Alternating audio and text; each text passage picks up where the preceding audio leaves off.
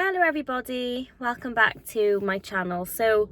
I thought I would share a little video today.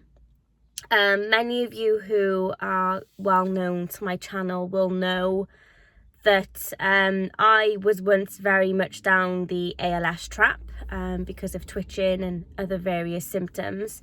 But I've never really told my story kind of in detail, and I wanted to because I thought that it might be quite helpful for other people if they relate.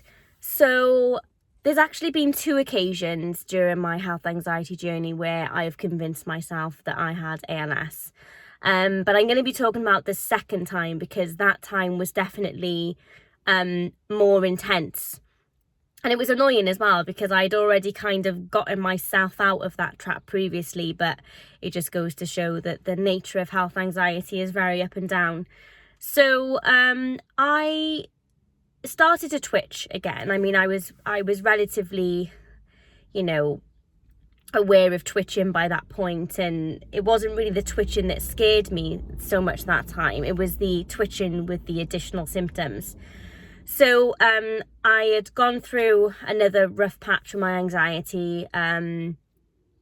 I had just had a baby, so my hormones were definitely all over the place, and I started to twitch. And when I first worried about ALS the first time, my twitching was very, very widespread. However, this time it was very localized in my left calf muscle and also in my tongue.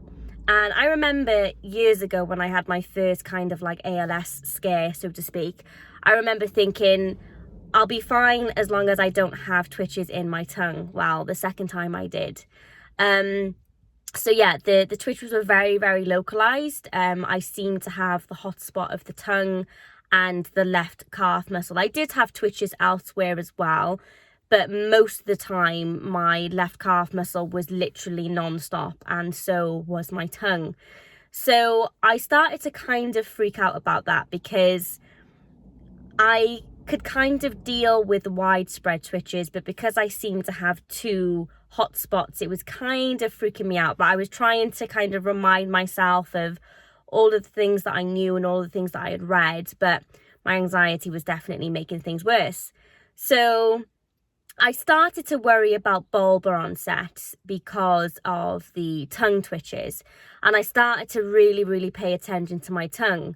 So I noticed when I looked in the mirror that my tongue had like scalloped edges, which back then I obviously thought it was atrophy, and I thought that was more confirmation of the fact that I had ALS. Now, what I know now is that, people with anxiety, we often kind of push our tongue to the roof of our mouth. We're often clenching our jaw. I realized as well that I was very dehydrated, so that's another reason why people can get a scalloped edge on their tongue. So I'm just going to open the window because it's hot in here. Sorry guys, bear with me because I'm literally sweltering in here. It's such a hot day. Right, let's open that window. Yeah, so the scalloped tongue was definitely something that was freaking me out. And I was, saying to my mum and my partner and just everybody, like, can I look at your tongue? Can I see if you've got the same thing? Which is just like classic health anxiety, that constant need for reassurance and wanting to compare your body to somebody else's body. So that was that. And of course, because I was so focused then, I was constantly watching my tongue, videoing my tongue. I can't tell you the amount of times that I was just there with a flashlight on my tongue, just watching it, watching the twitches, recording it, and then watching it back and just kind of getting myself more and more worked up over this bulbar onset that I didn't have. Then I started to notice that I was waking up and I was drooling. And of course, again, it was like I was collecting more and more evidence into, why I have ALS kind of thing. But I mean, it's funny because it's not funny. I mean, it wasn't funny then, but now I know that I was drooling because when I'm very, very anxious, my allergies become way worse. And when my allergies are way worse, I'm always congested. Like, it's just, it's really strange. But I mean, I've read about it before. It's really interesting that, you know, when you're anxious, your immune system is more compromised. So your allergies will, you know, they'll flare up more. So I constantly had a stuffy nose. So of course, in the night, I was breathing through my mouth. So I was waking up with like a super dry mouth, drooling a lot. And again, of course, I was like taking all of this and thinking, right, you know, my mouth feels dry, I'm drooling, you know, I have this scalloped tongue, I've got twitches in my tongue, I must have Bulbar.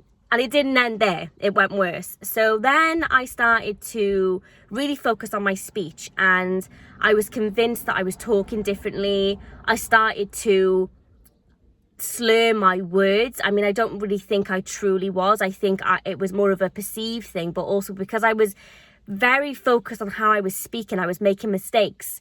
And every time I would make a mistake, I would literally freak out.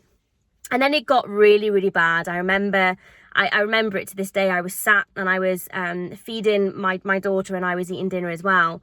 And I was eating something and it got stuck in my throat.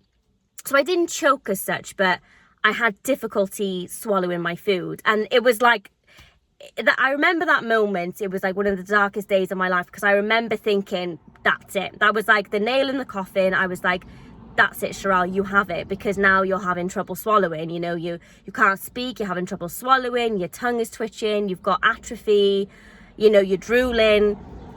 You know, I had every single symptom, you know, and this went on for quite some time. You know, I ended up seeing a neurologist, and the neurologist was like, you don't have tongue atrophy, like that's not what we're looking at. And, you know, he saw my videos and stuff and was like, you know, it's just benign. It's not what we would, you know, what we would be concerned about. And, you know, he didn't even want to give me an EMG. And anyway, I mean, I don't really know how I ended up getting out of that. I think maybe a couple of months had passed, and I kind of just had to accept that, you know, I didn't have Bulbar onset ALS. But honestly, like, I just wanted to share that story because it was so bad. Like, I was so convinced. Like, if somebody had said to me, how convinced are you? I would have said like 1,000,000%. There was no other option in my mind. Like, in my head, I had every single symptom, so I must have had it. And I didn't. So I just wanted to share that to tell you that I had every symptom and I didn't have it. And I really, truly believe that I did. And I know how terrifying it is when you think you've got this awful illness that robs people of their lives. And you know what? The gratitude that I feel now that it was actually anxiety that I was dealing with and not ALS, you know, it's just immense gratitude. And I will be forever grateful, because there are people out there battling this disease every single day, and my heart goes out to them like I can't even explain. But I just wanted to share this to let you guys know that I've been there. I know how terrifying it is. I know that sometimes, you know, only an EMG can calm you down or whatever. For me, the passing of time was like my greatest healer, because for me, I find with my health anxiety, logic seems to kick in after like a month or two. And when I can tell them that things kind of progressed and I'm still kind of going about my business, that's kind of when I have a light bulb moment and I'm like, okay, Cheryl, this is maybe not what you're thinking. I think this is probably a manifestation of your health anxiety again. So I hope that this video was just reassuring, comforting, relatable, whatever. I just wanted to share with you guys that if you're worried about Bulbar onset, I get it, I've been there, and I totally understand you. So if you want to share your own story below in the comments so that other people can read, please do. And I will see you guys on my next video. Bye.